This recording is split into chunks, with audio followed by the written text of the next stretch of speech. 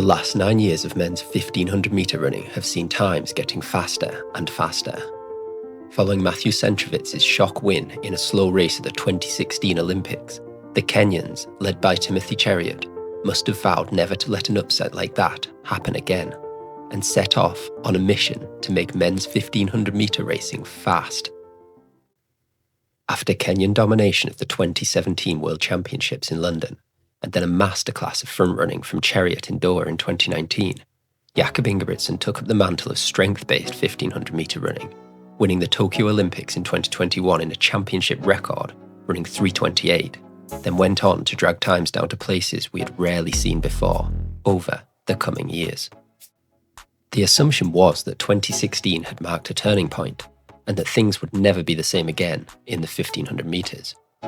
Times got faster and faster, with the 2024 Olympics won in a breathtaking 3:27.65, and then 2025 seeing things get even crazier, with 14 men running 3:29 or faster before the World Championships had even started. This was easily the most men clocking sub 3:30 times ever in a single year, and seemed to underline that this new era of fast time trial style 1500-metre running was here to stay. But Ingebrigtsen's defeats in championship races over the last 4 years had foreshadowed that another change might be on the cards. In 2019, when Cheruiyot ran off the front in Doha, no one had been able to follow, and in the early 2020s, only a select few men had been left hanging on to Jakob at the end of championship races.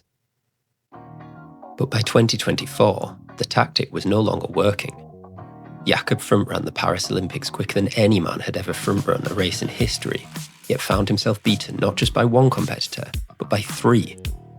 With competition getting stronger into 2025, there was the suggestion that the age of the kicker could be returning. Up until the World Championships, 2025 did leave us guessing how things would play out. We saw some amazing fast times run by people we didn't expect, with Azzeddine Habz and Fanuel Koech both running 3:27 at the Paris Diamond League, with the previously unknown 18-year-old Koech going on to win his next 2 races with sub 3:30 clockings too. But when the competition hotted up in the final Diamond Leagues before the World Championships, it became evident that something else was going to be more important to get the win on the biggest stage than simply running a fast time. The closing speed of these athletes was getting faster and faster.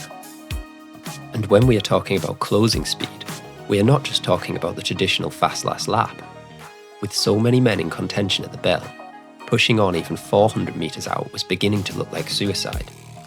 Niels Laros dominated the last 2 Diamond Leagues in Zurich and Brussels by waiting much later, following Fanuel Koech around the last lap and unleashing his kick with just over 100 metres to go. Zurich was perhaps the best example of how important it had become to wait until very late before closing hard.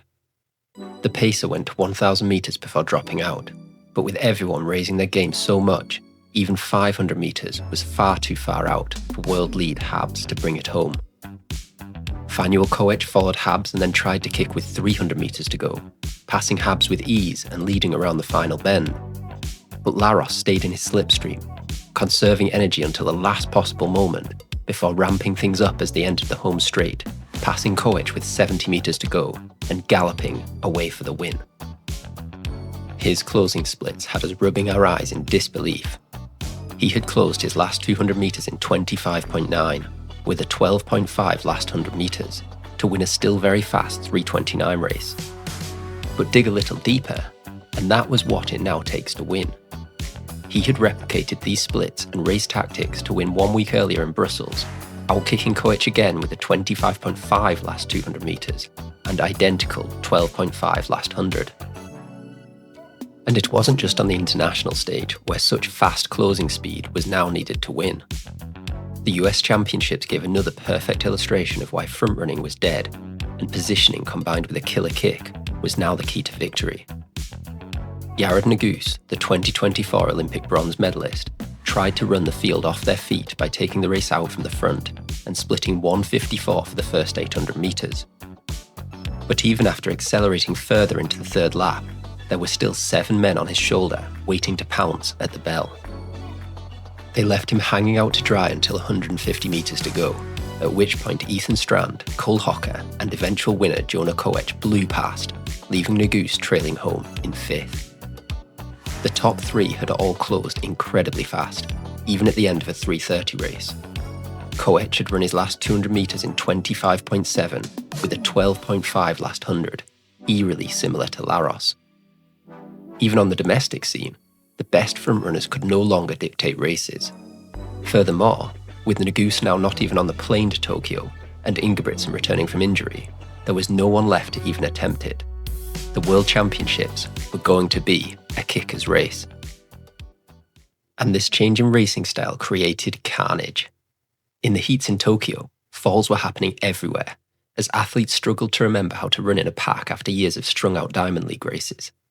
Having to work out how to fight for position in slower races again was seeing chaos reign, as favourite after favourite was eliminated in the rounds. In the heats, we lost Fanuel Koech with a fall with a lap to go, and then big hitters Habz, Cam Myers and Ingebrigtsen himself, who were simply run out of it, unable to hang on with this new breed of kickers. In the semi-finals, things ramped up even further, with American phenom Ethan Strand run out of it in the home straight, and Olympic champion Hocker disqualified after pushing his way through, after being caught out in a bad position. With one of the only favourites remaining, Josh Kerr, picking up an injury in the final, Laros was left on the front, and tried to keep the pace slow so that he could use his kick at the end. But even that wasn't enough.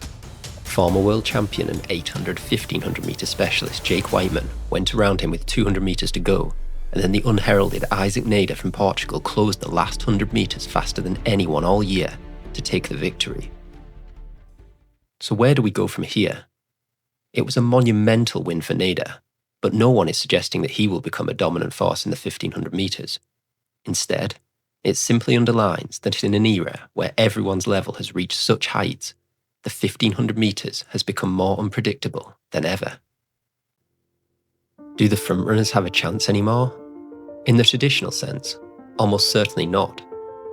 But Josh Kerr's tactics in the semi-final did hint at a way forward for frontrunners who can slowly wind things up and still produce a fast finish. With so many athletes now in contention in championship races, front-running at a moderate tempo to avoid the potential pitfalls of battling for position in the pack can have its advantages, as Kerr showed by running a controlled 2 minutes through 800 metres, holding the inside line to ward off attempts to pass in the manner of Centrovitz all those years ago, and then accelerating into the home straight. But it is unclear whether Ingebrigtsen will be able to replicate this more controlled front-running style. He will have to show restraint to lead championships in 60 seconds per lap, rather than burning his matches running 55-second laps on the front. And even if he does, it doesn't look likely that he has the gears to close in 51 seconds for the last lap, while running a 12-second low final 100 metres. I would be happy to be proved wrong, but it looks to me like the age of the frontrunner is over, and the time of the kickers is back. Either way, I'm looking forward to a really exciting future in the men's 1500 metres. With the level so high, we will still see super fast times in paced Diamond League races. We might even see Hisham El Garouji's legendary world record challenged in the coming years. But when it comes to championships, we are going to see superb racing, tactical, nerve-wracking affairs settled with lightning fast kicks. Thanks for watching, everyone. Let me know in the comments below how you think the 1500 metres will play out in the future. And please remember to subscribe to my channel to keep tabs on this and every other distance event as they develop.